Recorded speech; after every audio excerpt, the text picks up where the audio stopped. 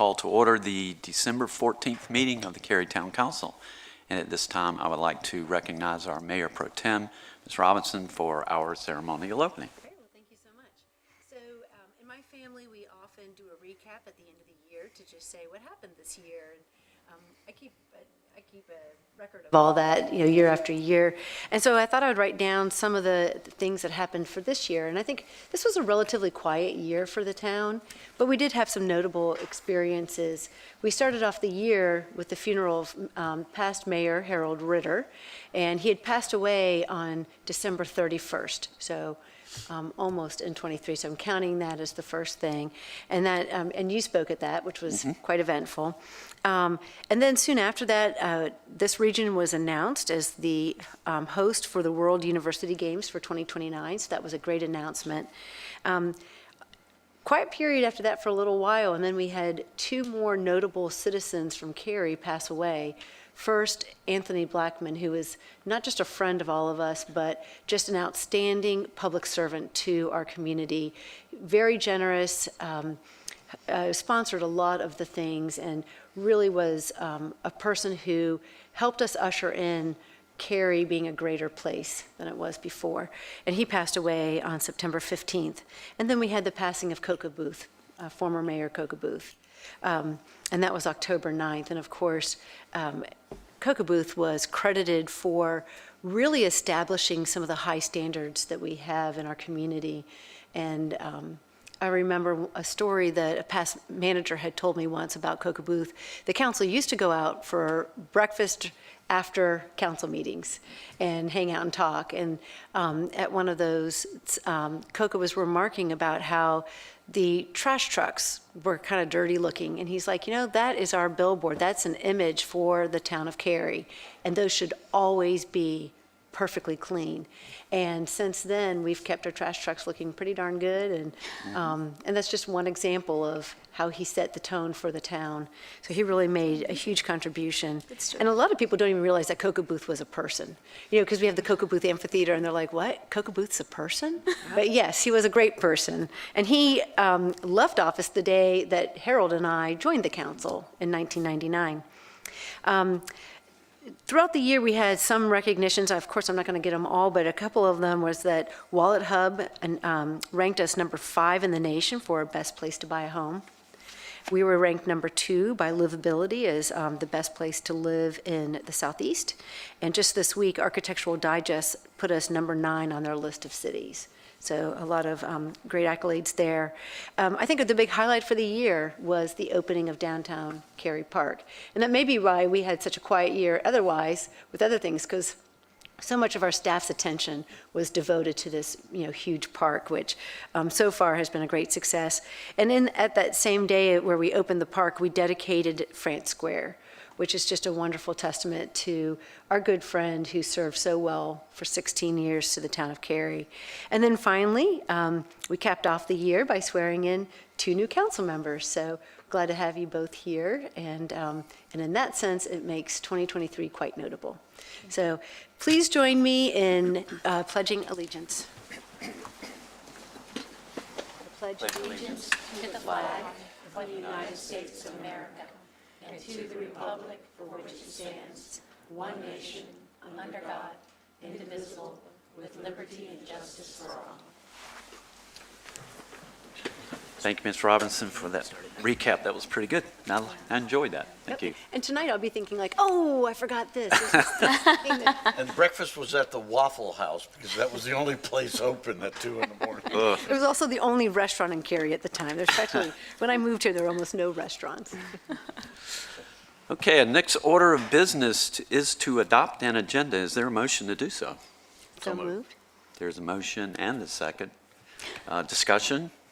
All in favor, please say aye.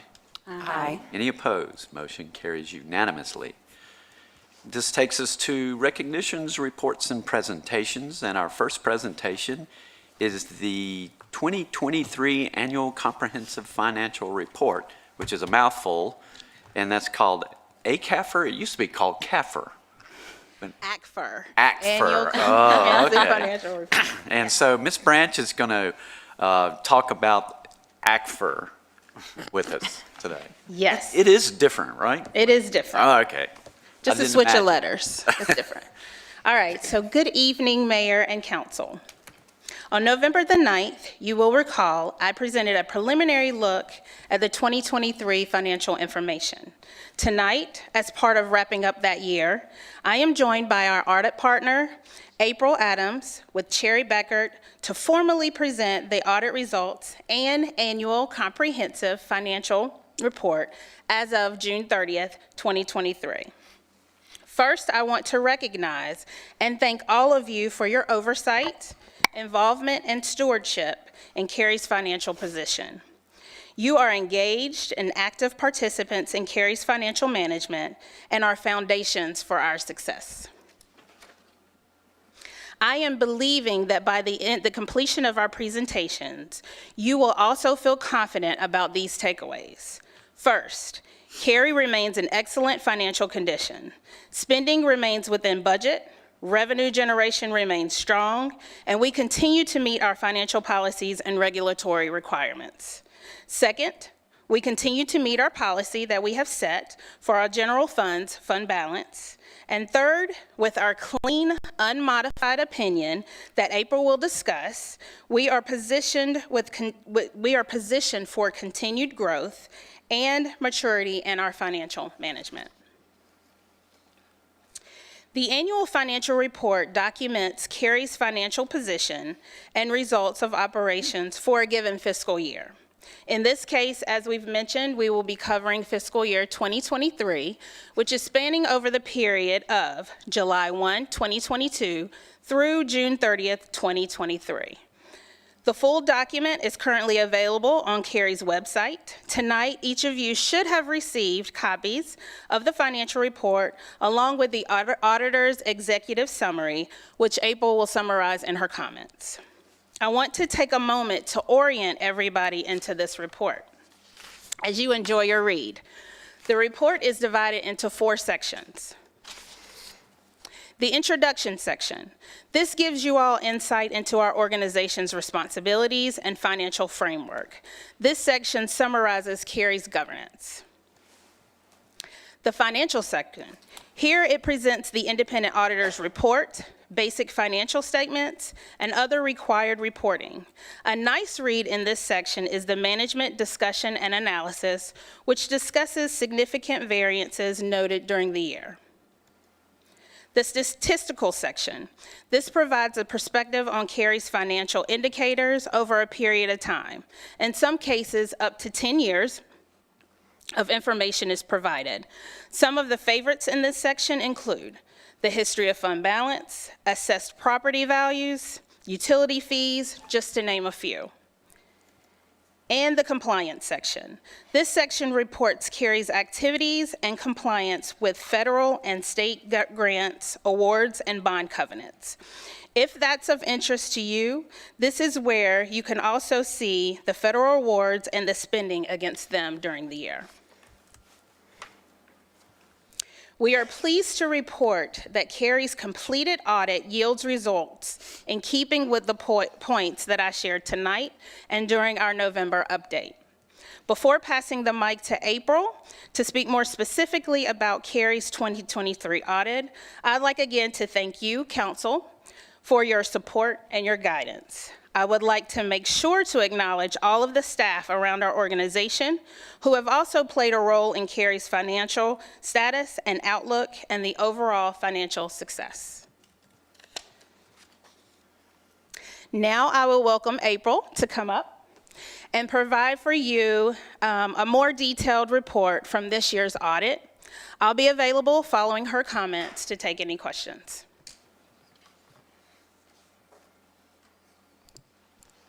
Thank you, Kimberly. Good evening, Council. I'm working on the readers here, so bear with me. All right, so good evening. It is my pleasure to be here tonight to deliver the results of the June 30th, 2020 financial audit. As your auditors, we conduct your audit in accordance with the generally accepted auditing standards of the United States, as well as the government auditing standards. Both of those standards require that we plan and perform your audit to obtain reasonable assurance that your financial statements are free from material misstatement. What this means is that we don't come in and test every single transaction that happened throughout the year. We perform a risk-based audit. We use professional judgment to assess whether the financial statements, where they are most susceptible to material misstatement. We focus our procedures to ensure that the financial statements are indeed free from material misstatement. We also conducted a single audit over the federal and state grant programs that Cary administers. We audited the coronavirus, state, and local fiscal recovery funds and the POW bill as major programs this year. We are required to express opinions on the results of our audit. For the town of Cary, we express 4 separate audit opinions. The first 2 opinions are in accordance with each of the 2 standards that I mentioned before. And the last 2 opinions cover whether Cary was in compliance with the requirements related to the federal and state major programs that we tested. I'm pleased to report that Cary received an unmodified opinion on all 4 of those opinions. Unmodified opinions are also known as clean opinions. That is the highest level of assurance that we can give you as an audit firm that your financial statements are free from material misstatement and that you're conducting those major programs in compliance with the requirements. In the current year, there were no internal control issues noted for the financial reporting. However, one control issue was noted related to the compliance requirements for the coronavirus state and local fiscal recovery funds. A corrective action plan has already been put in place to address the control issue identified for going forward. The audit standards also require us to communicate several other items related to the audit to use the board. We do that in 2 ways, one through this presentation tonight and a second way through the more detailed presentation to the council that was provided to you in the staff report. There are a few things in that presentation that I would like to highlight for you tonight. First is that we would like to confirm that we are independent of Cary and maintained our independence throughout the audit. Cary also implemented GASB Standard 96 in the current year related to subscription-based information technology arrangements, also known as software subscriptions, in the current year and was considered to be a significant change in accounting policies. This letter also identifies the significant amount of estimates included in your financial statement. Those estimates identified are allowance for doubtful accounts, the depreciable lives of capital assets, your pension liabilities for your retirees, your OPEB liability, which is your other post-employment benefits, your health insurance for your retirees, your future claims related to being self-insured, and the deferred outflows and inflows, which is an accounting term, related to those pension and OPEB liabilities. There were no journal entries identified as a result of the audit. And what basically that you can take away from that is that the records and books that were given to us to audit are the records and information that ended up in those financial statements. And so that means that there are good policies and practices in place to capture all the information, financial activity for the town during the year. I would like to thank Kimberly Branch and her team for the corroboration of the audit. There's a tremendous amount of information that's passed back and forth, and so we just appreciate that being a priority in executing the audit. I think now we're ready for questions. Questions for Ms. Branch or Ms. Adams? Ms. Branch, you do an excellent job. No questions? Congratulations. Stellar record. Thank you so much, you and your staff, for all that you do. Thank you to very keep much. us very financially solid. So thank you. Thank you, Ms. Adams. Next, we'll recognize our town manager for the town manager's update. Mr. Stiegel. Thank you, Mayor. Many of us are in the process of decorating our homes for the holidays, so I want to pass along these safety reminders from our fire chief and fire department. First, choose flame-resistant or flame-retardant decorations. Next, be sure that any lights put up outside are actually rated for outdoor use. And use clips or ties, not nails, to hang holiday lights. The fire department also suggests that we use battery-powered candles rather than the ones with real flames. But if you do use real candles, make sure the holders are steady and, if possible, equipped with a glass enclosure. Mike, can they be scented? Can they be sent? Okay, good. All right. When it comes to Christmas trees, choose a tree with fresh green needles. Place the tree at least 3 feet from any heat source and water it every day. While folks are enjoying being with loved ones these next few weeks, it's a good time to get ready for a new year of parks and recreation activities by creating an account in our new system. RecTrack is the town's new, easy-to-use recreation registration system. and everyone who wants to participate in future programs needs to create their account, which is easy to do on the town's website. So many of our programs are incredibly popular, and they fill up quickly once registration opens, so we want everyone to be ready before registration opens up. And that concludes my report, Mayor. Thank you, Mr. Stiegel. Thank you. We now move to public speaks out portion of our meeting. We've included instructions for speaking at this forum online and on the printed agenda. There were 3 opportunities to participate in public speaks out through written comments, calling in, or being here in person tonight. If you are here in person and would like to speak, I would ask that you take a seat in the rows to my right, which is right over there, and they are reserved for you. Public speaks out speakers have 3 minutes each for their comments, and you may speak on any topic as long as it's not a public hearing, and that's to your benefit. Well, that's not to your benefit, but you will get more time at a public hearing if you are speaking at a public hearing. The 3-minute time limit will be enforced not to be rude or but to be fair to all of our speakers. There's a timer on the podium. It'll start off with a green light. When there's 30 seconds remaining, it'll turn yellow. And when your time is expired, it will flash red. And that's the point. I will interrupt you again, not trying to be rude, but to be fair to all of our speakers. I thank everyone in the audience for understanding that this is a business meeting. Please do not make remarks or applaud or anything else that may distract from this meeting. So now is the time for public speaks out. First, I'm going to call on the clerk to read any written comments and call on any registered speakers. Thank you. We've had 3 written comments and 3 registered speakers. Teresa LaFawn expressed concerns about 21 RAZ 16 rezoning application, particularly related to traffic and environmental issues. She requested an unbiased environmental study be conducted. Ryan Thompson is glad to see the food waste recycling program is expanding, but would like to see a site added for those who are living in South Cary. Mary Collins expressed concerns about the environmental impact of the recent development projects in Cary, particularly the clearing of trees and wetland habitats. She questioned the lack of conservation measures, citing examples such as Byram Street area and the Higgins Greenway, and highlight the loss of affordable housing in the region. Our first registered speaker is Laura Waggett.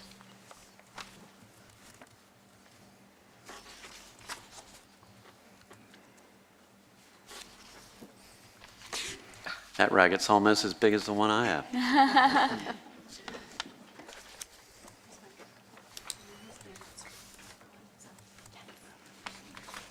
Either one? This one?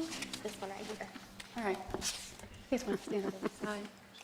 All right. Good evening, Mayor and Town Council. I'm Laura Wyant, the Executive Director of Western Wake Tennis Association. We're a nonprofit organization whose mission is to promote the spirit of growth of tennis in Western Wake County, which includes the town of Cary. And I'm here tonight to talk to you about 2 USTA North Carolina awards. The first award I'm going to talk to you about is the Adaptive Tennis Award, and we won that award, Western Wake Tennis, but we won it because of a program that you all run. Each year-round, you run clinics in Cary, Apex does as well, for intellectually disabled athletes. And because of the number of clinics over the year, we are probably the largest volunteer program in in North Carolina for this type of thing. We filled 600 hours of volunteer service for this program. What you're doing for that particular community that's intellectually disabled athletes is providing many physical, mental, and social advantages for them. The physical, they move more in that 1-hour clinic than they do sometimes days at a time. Mentally, they have to focus and watch the ball, follow directions. And then the social aspect is basically it's a party. It's a happy, happy party. But then you're also doing more than that because we have volunteers here like Zoe and Samantha, 2 of my favorite. They go to these, they're avid tennis players, so they get to see how tennis can be used for good in the community. And it really is a community good because what you're doing for them. But we use teenagers, adults, families that volunteer together, and then different organizations. We need a lot to do that 600 hours. The other award I'm here to talk to you about is the Outstanding Parks and Rec Department Award. The town of Cary can win that award every year for facilities, but you really do have an amazing Park Recs and Cultural Resource department too. By doing what you do by programming tennis, because tennis is a program sport, it's not a walk-up sport, it's a program sport, you program for adults, 5-year-old kids, seniors, academy players, really advanced players, pretty much yahoos like me that just enjoy the recreational benefits of tennis. And by doing that for the community, you're doing the same public good or community good as you were for those intellectually disabled athletes, because you're providing that health benefit of physical, mental, and social. In fact, there's a study that showed that frequent tennis players live 2 to 3 years longer on average. Players that play 2 to 3 times per week live 9.7 years, big difference, longer than people who don't do exercise, but then also people who maybe, like badminton was next at 6.2, and then soccer, and then running at 3.2. So you really are providing a community good. I want to add, too, that the other adaptive program that you run is wheelchair tennis, and it's pretty amazing. Saturdays at Cary Tennis Park, particularly this Saturday, 2027, Louis Stevens Road, is going to be a great day. But And I have to cut you off, unfortunately. okay, just last thing, outstanding, the Park and Recs Department. So thank you very much. And I've experienced both of the clinics you talk about, the disabilities clinic and the wheelchair. I tried to play wheelchair tennis. That's hard. It's really hard. It's great for them. It is great. Thank you for all you do, and thank you for being here tonight. Our next registered speaker is Melanie Walker.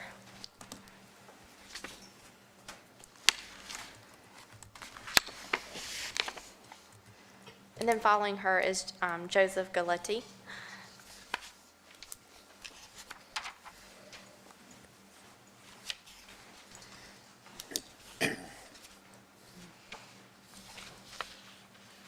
Good evening. Thank you for allowing me to speak. My name is Melanie Walker. I've lived in Cary for 26 years. I'm speaking in opposition to the development of Old Apex Road, 21-Res-16. I feel that many residents were unaware of this rezoning was being discussed again this evening.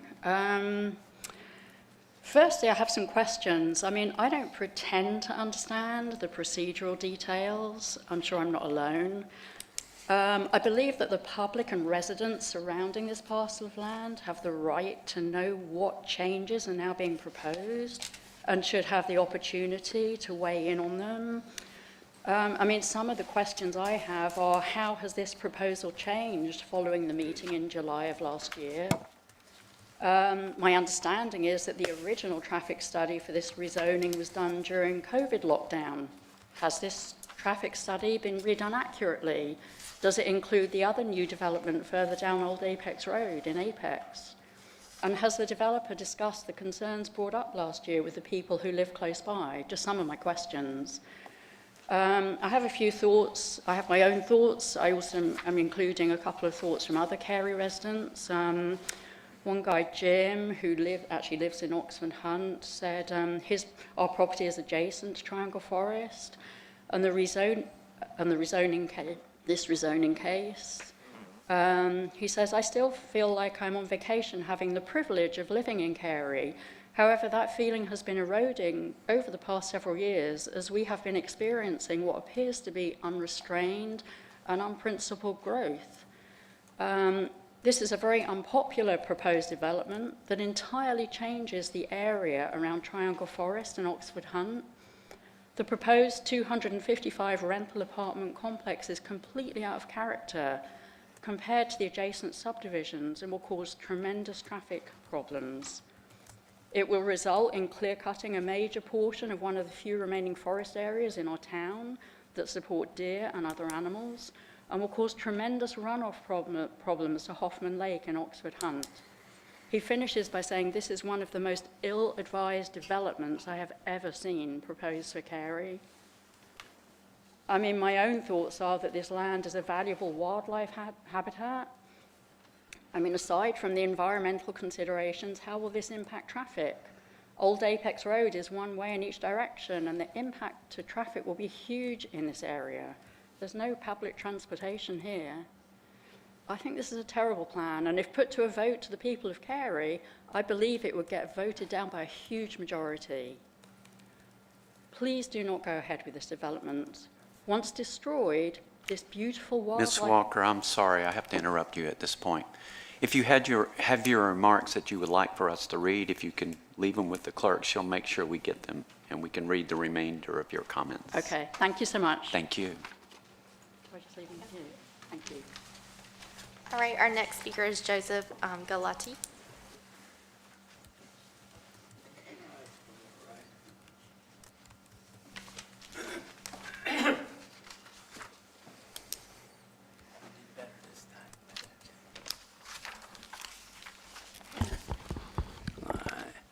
Good evening.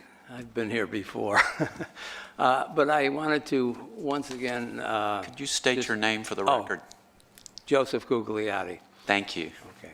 I wish to lodge my opposition once again for the benefit of the new council members to the Middleton Avenue extension, which is part of 22 REZ 21. Some background is that this road was originally, the town planning department allowed it to be built to the standard of a private street specification. It is only 22 feet wide. As I previously mentioned, 22 feet is not wide. In fact, it's the width of the driveway of a two-car garage. So when you go home tonight, I'm going to ask you once again, look at your driveway, because that's how big Middleton Avenue is. Presently, there are no sidewalks. People walk on the road. They walk their dog on the road. They jog. Kids skateboard. And so there's a lot of activity. And those of us that use Middleton, we're aware of it, and we temper our driving because we're conscious of the residents. Middleton Avenue also has two very sharp S-curves at the beginning of Chapel Hill, which exacerbate the narrowness of the street because cars are always parked on both sides. So what I'm going to ask to do, I'm going to ask each of you to drive this road. Take a few minutes one day and do it. If you're going to make a decision on the street to extend it and increase the traffic, I believe you owe the Taylor Pond residents at least to be knowledgeable and familiar with the road. I think the conditions and characteristics of Middleton Avenue that we've articulated and the facts that we have communicated to the council tonight would be realized once you drive on it. I'm good. Thank you. Thank you for your time. Any other registered speakers? No additional registered speakers. If you're in attendance and would like to speak on any topic that is not a public hearing, now's your chance. Anyone else to speak at Public Speaks Out?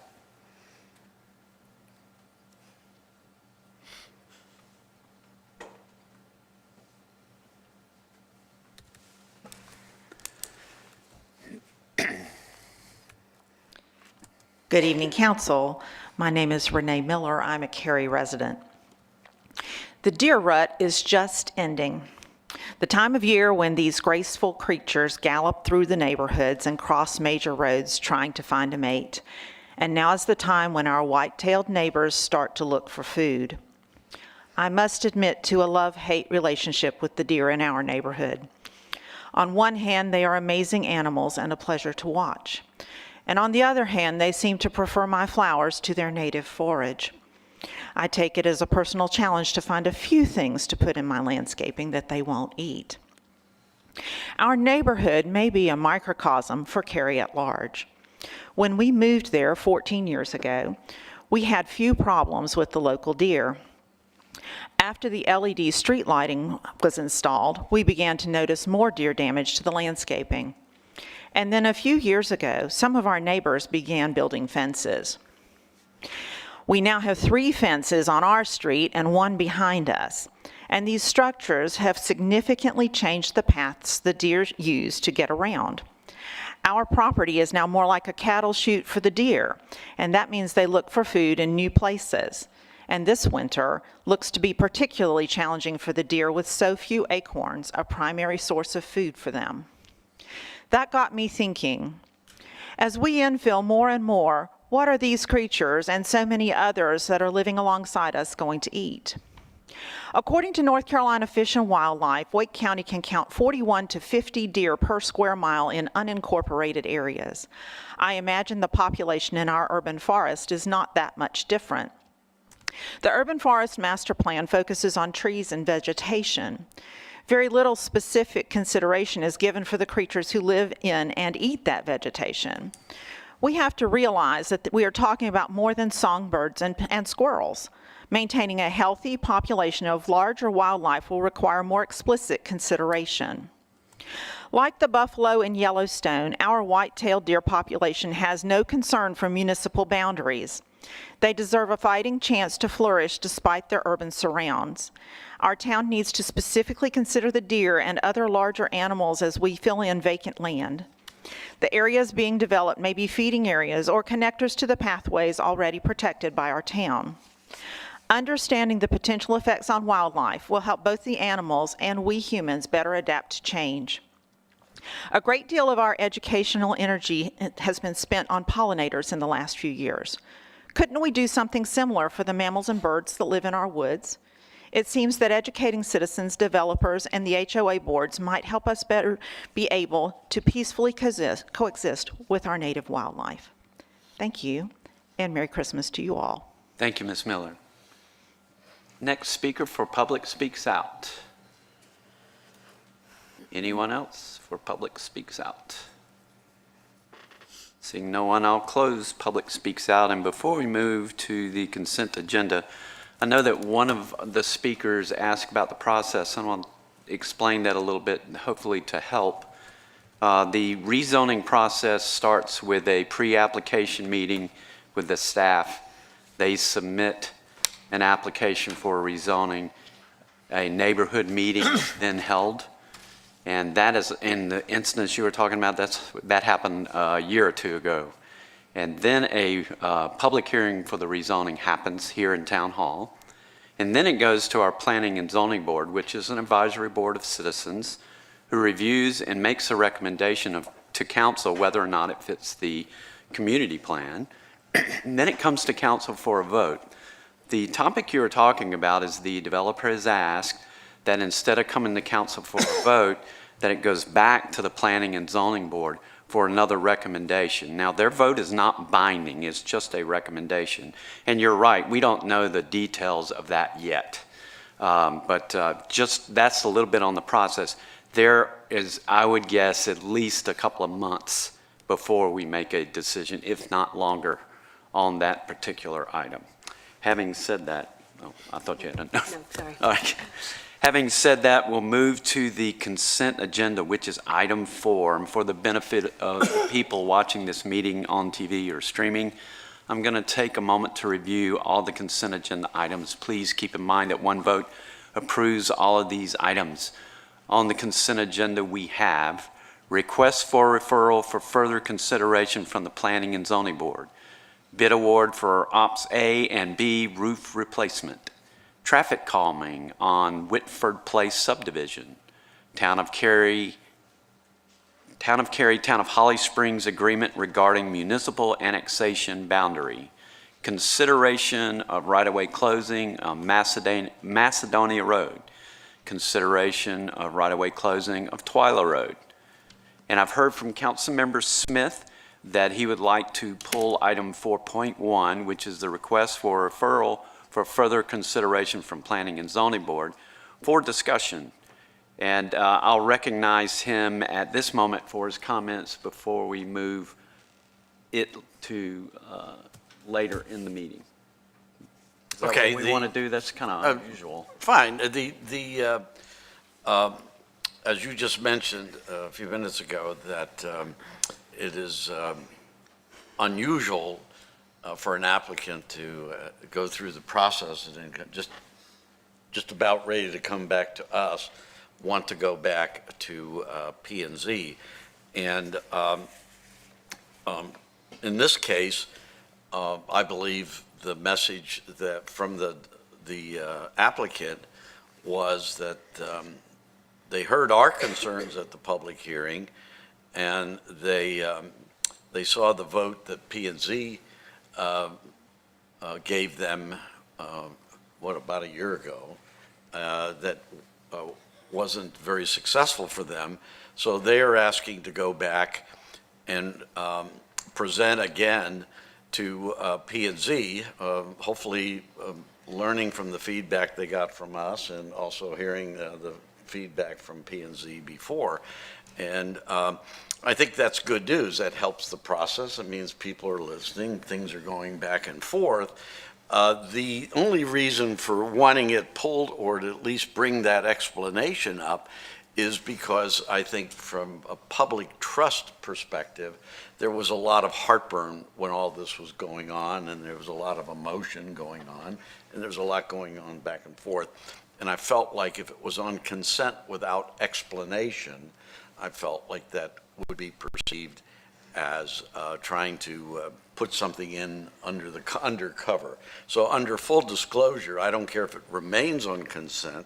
I'll leave that up to all of you, but I wanted the public to know that it's going back as an exception, and hopefully with that exception, they're addressing the concerns that were so important to the community. So Thank that's you, all I Mr. wanted Smith. to do. So my question to council is, do we want this item or any other consent items pulled for discussion? If not, I would entertain a motion to approve the consent agenda.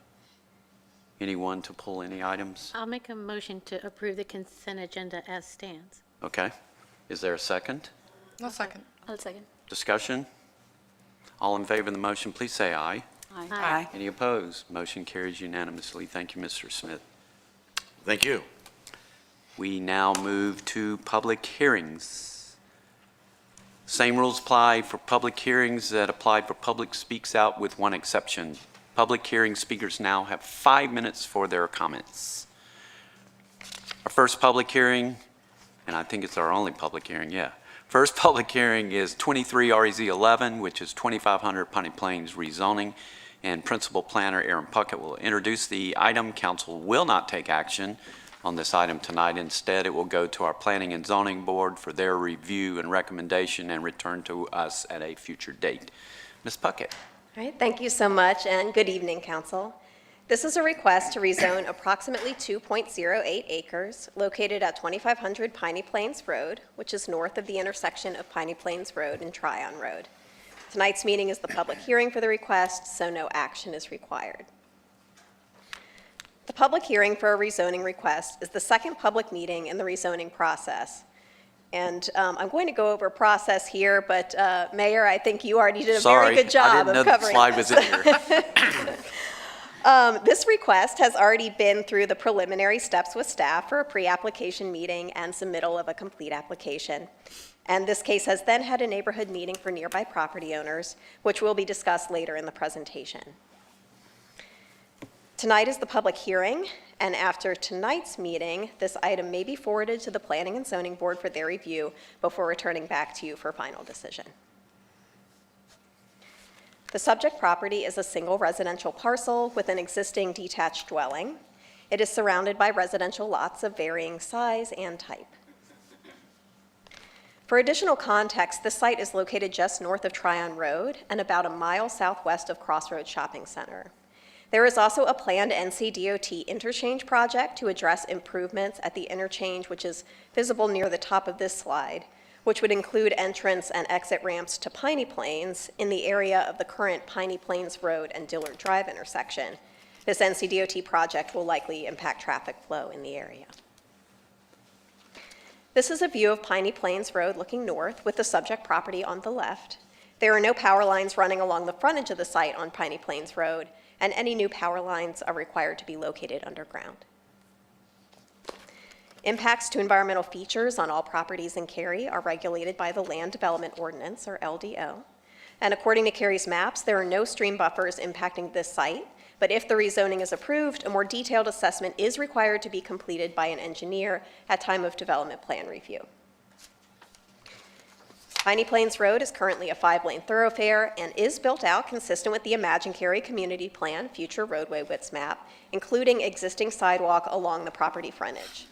Staff is currently assessing corridor improvements along this road, and final recommendations will coordinate with the NCDOT interchange project to the north that I mentioned. According to the Parks, Recreation, and Cultural Resources Master Plan, there are no greenways or parks proposed within or adjacent to the site. The Spite Branch Greenway and Macedonia Lake Loop Trail are located east of the site, with access to the trail about 0.3 miles away. The site is currently zoned residential 40, or R40. The R40 district primarily accommodates large lot residential uses with a minimum lot size of 40,000 square feet, or just under 1 acre. Some civic, open space, and recreational uses are also permitted. Development under this zoning district in Cary is relatively uncommon due to the low density that's permitted in R40. The applicant proposes to rezone the site to transitional residential conditional use. This district accommodates a wider variety of residential types with smaller required lot sizes and a maximum density of 6 units per acre. Cary has several types of rezoning requests which an applicant may propose. This case is a conditional use rezoning, which is what the CU designates. With this type of rezoning, an applicant may voluntarily propose zoning conditions that limit development of the site beyond the requirements of a base zoning district or that exceed the design requirements of the LDO. And in this case, the applicant has offered 2 zoning conditions. The first is to limit uses to detached dwellings and townhouses. This would allow the site to be developed either as entirely one of those housing types or a mixed residential development with both. The second condition is that the proposed development will be limited to 9 dwellings, which is about 4.3 units per acre, and this is below the density otherwise permitted by the LDO, which would be 6 units per acre. All development in Cary is held to additional requirements from the Land Development Ordinance. For residential subdivisions, a number of important regulations apply, which address topics such as buffers, connectivity, parking, and other and landscaping items. For this site specifically, in addition to the conditions to limit uses and density on the site, additional requirements of the LDO would apply, including a 50-foot Type A streetscape along the Piney Plains Road frontage, and a Type A standard is Cary's densest planting rate. Required perimeter buffers will differ depending on the ultimate use of the site. So as shown here, a 40-foot Type A buffer would be required along the southern and western property lines if the site is developed with townhouses, and half of a 20-foot Type B buffer, so a 10-foot buffer, along the northern property line. If the site is developed as detached dwellings, less than 8,000 square feet, a 30-foot Type B buffer, which is shown in the green dashed line, would apply along the southern and western property lines, and half of a 30-foot Type A, so 15 feet, along the northern property line. Within these streetscapes and buffers, typically there are limitations on disturbance, limited to areas needed for road improvements, pedestrian networks, utility crossings. And in this case, the streetscape area and portions of some buffer areas are already lacking vegetation and would be replanted or supplemented to the correct standard. Development of the site would follow LDO requirements to prioritize preservation of any champion trees that were identified at time of development plan review or replacement of those caliper inches if the preservation is not feasible. And the site would also be required to provide at least 600 square feet of community gathering space. A preliminary analysis against the Imagine Cary Community Plan finds that policies in the Live, Work, and Shape chapters apply most directly. The proposal would provide additional housing choice, as it would increase the stock of townhouses or possibly smaller lot detached dwellings, which are somewhat unique in the immediate area. The applicant has not specified in their zoning conditions which of these housing types would be developed on the site. Additionally, provision of these smaller housing types can help support Cary's existing and future workforce, and this location is proximate to a major thoroughfare, enabling easy access to employment centers. Finally, the proposed use would provide an appropriate use transition to the variety of residential lot sizes and zoning districts that surround the site. The Future Growth Framework map designates the site as being within a traditional neighborhood. These areas call for a moderate housing mix, and transitional residential is identified as an appropriate zoning district. A virtual neighborhood meeting was held in September, and 6 citizens participated. Feedback included questions about the transition of the private street to the north to a public street on this site and the possibility of converting the existing street to public. There were also concerns about buffers, environmental impacts, drainage, utility extensions, and the proposed design and quality of the homes in regards to size or price point. Staff received 2 emails about this request after the neighborhood meeting, both of which had questions about Mullinger Street to the north and the possible future extension of that street with this development. Staff mailed public hearing notification to property owners within 800 feet of the subject site. This exceeds the state's requirement of notifying adjacent properties and Cary's own LDO requirements to notify property owners within 100 feet. And staff also posted public hearing signs on the property. This concludes my presentation. The applicant's representative is here to speak, and following the public hearing, I'm available for your questions. Thank you, Ms. Puckett. I would invite the applicant's representative up at this time.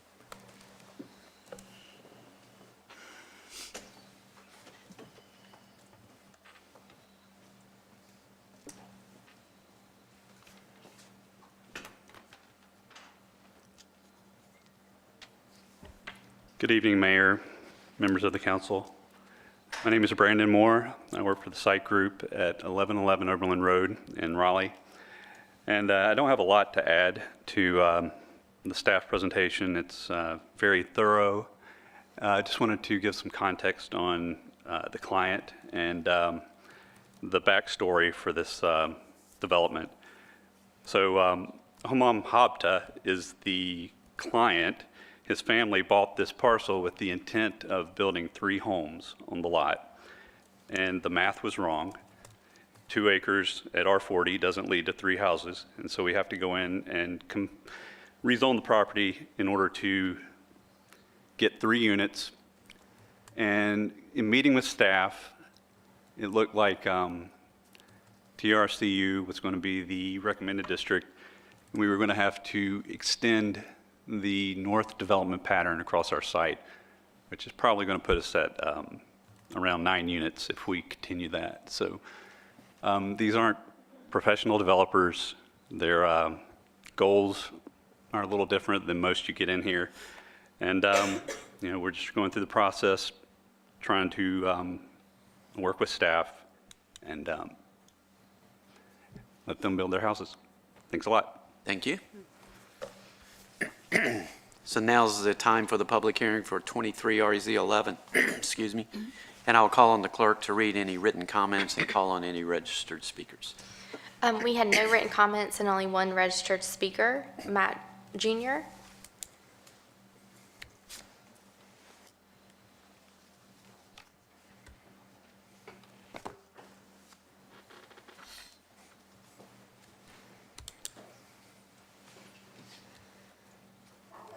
Good evening, Council.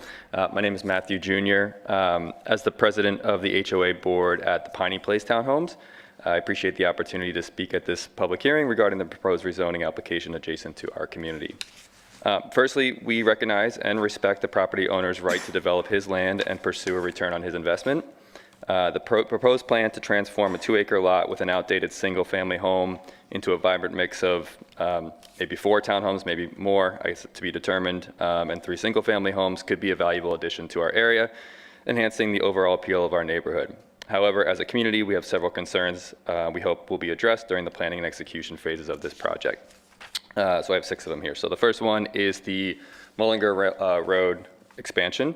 Our community roads, which are private and we maintain, will need expansion to accommodate the increased traffic from for the new residents. And we request a collaborative approach to ensure that this expansion is conducted with minimal disruption and in line with our community needs. As a father of 2 young children in that community, my kids play in the road, they play in the street. We want to make sure that that's taken into consideration. Construction impact. The use of heavy construction vehicles poses a risk of damaging our roads. We are particularly concerned about the potential debris, such as nails, that could be hazardous to our residents. We would appreciate a discussion on measures to mitigate these risks and maintain the safety and integrity of our streets during construction. Resource allocation. There is apprehension that the new homes might utilize our community's resources without contributing to our dues, and we seek clarity on how these new residents will integrate with our existing infrastructure and financial responsibilities. Environmental concerns, the potential reduction of the town mandated buffer between properties due to tree removal is a significant concern.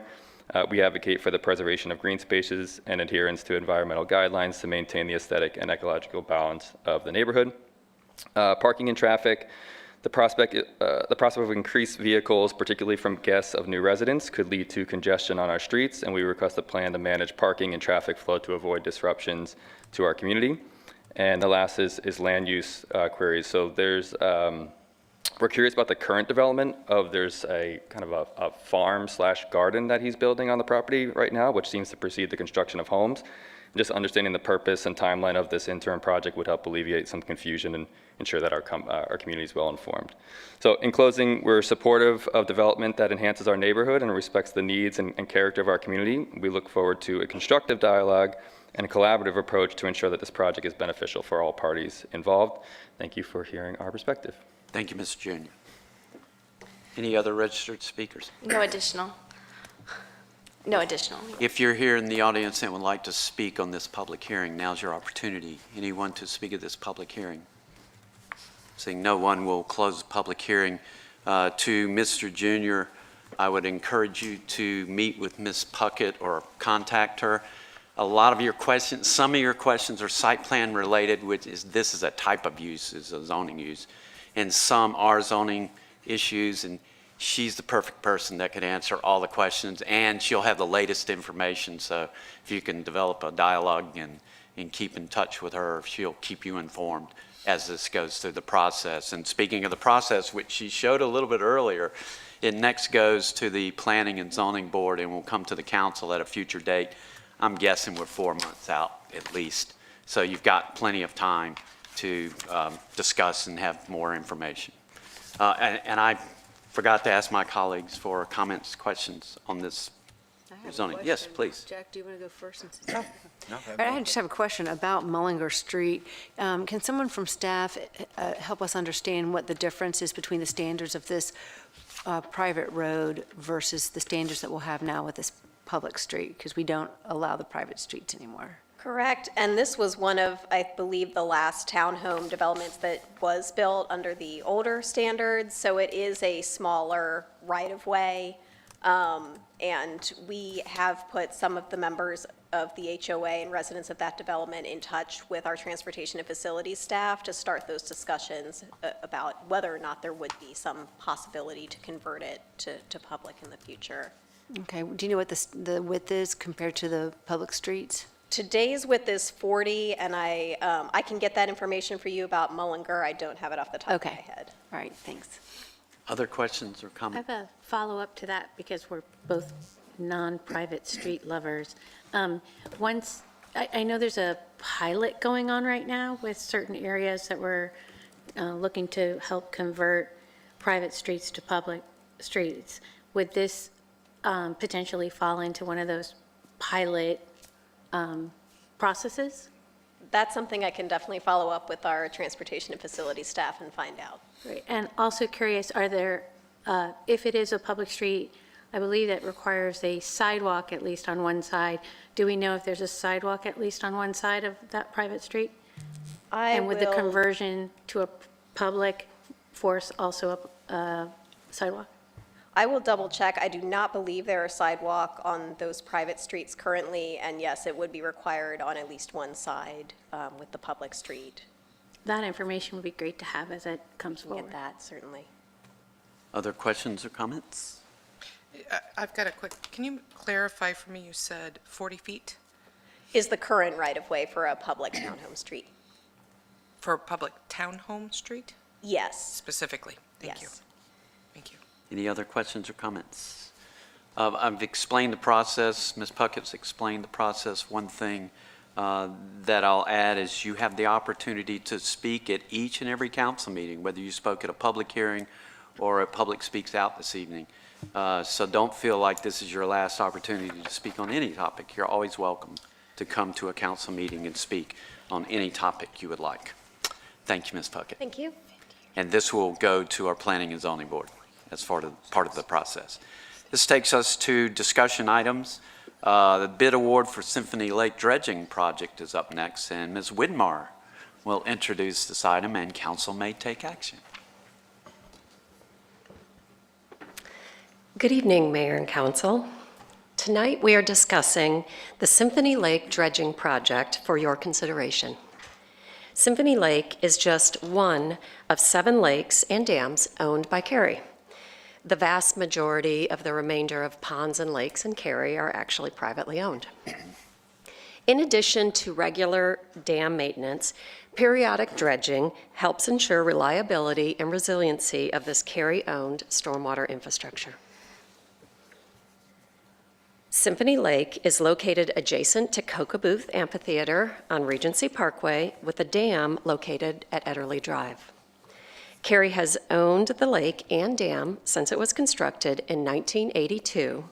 Symphony Lake has never been dredged and most likely will not need to be dredged again until decades from now.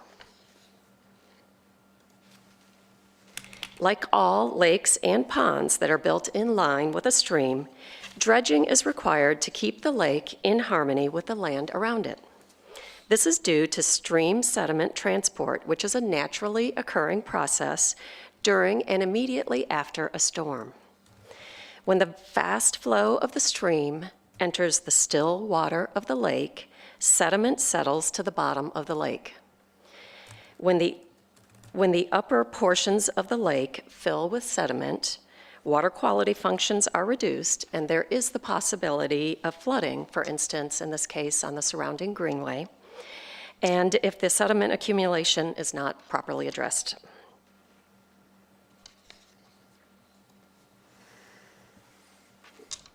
Lakes and ponds are attractive community amenities that can provide recreational opportunities, and in this case, wildlife habitats and ecosystem diversity, while also supporting water quality and flood control. They require ongoing maintenance to keep them safe, healthy, and functioning optimally. In this photo at Symphony Lake, you can see some of the islands that form from the sediment deposit.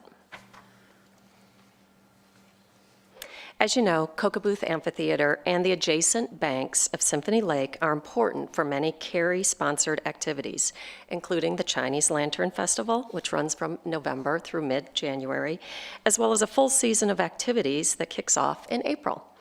So this construction project will only occur during that brief intermission before the start of the new season to ensure that there's no disruption of services.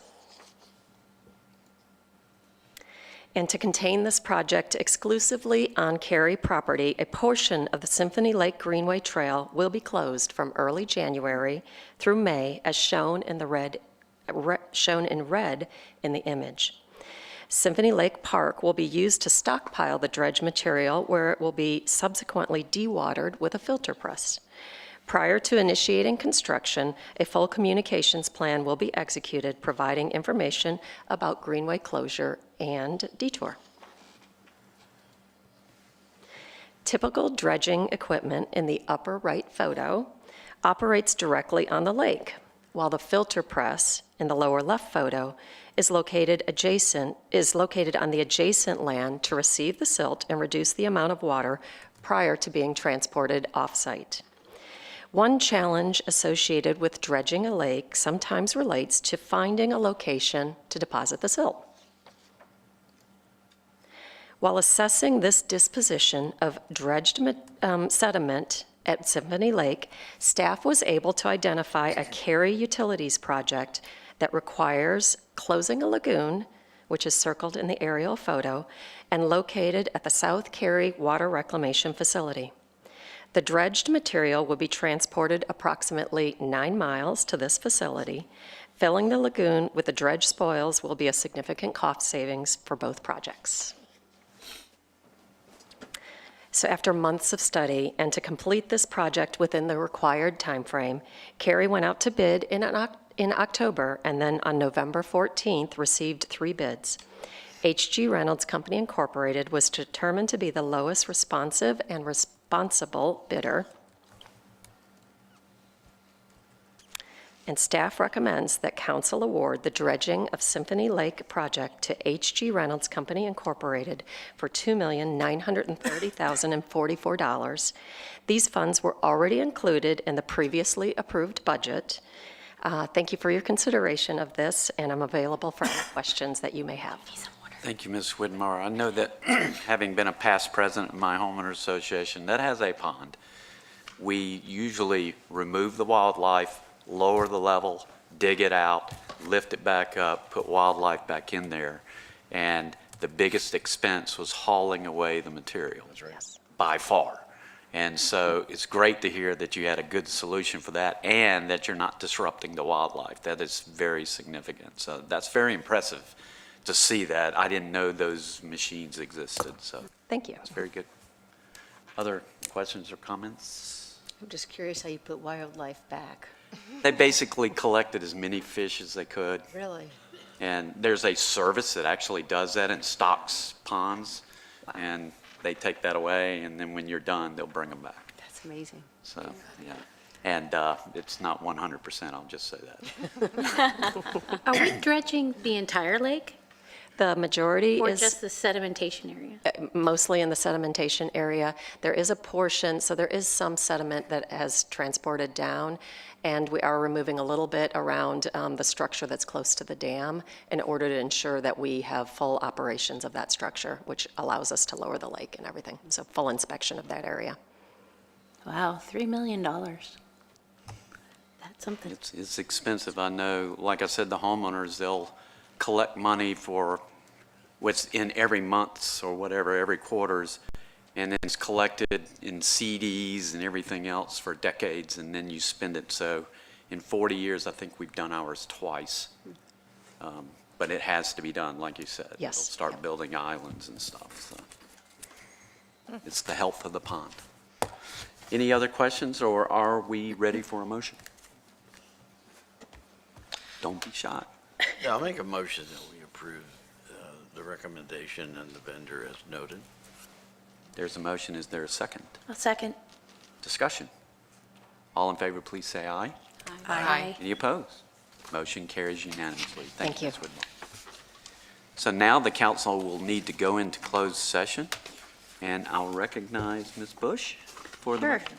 Pursuant to GS, I already forgot it, 143, 318, 11, A1, 3, and 6, I move that we hold a closed session to consult with attorneys employed by or retained by the town in order to preserve the attorney-client privilege between the attorneys and the town. Among other things, the council expects to receive advice concerning the following lawsuit: Aqueous Film Forming Foams Products Liability Litigation, and to prevent the disclosure of information that is privileged or confidential pursuant to Chapter 132 of the General Statutes.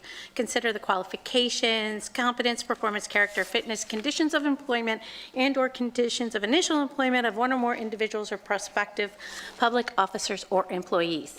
Well, there's a motion. Is there a second? Second. Second. For discussion, I'll just say I'm impressed you could say all those words, but that's enough. I would never have been able to do that. I did it last week. She did it last Oh, time. Awesome. Filming. All in Aqueous favor of Film- the motion, please say aye. Aye. Any opposed? Motion carries unanimously. We will now go into closed session.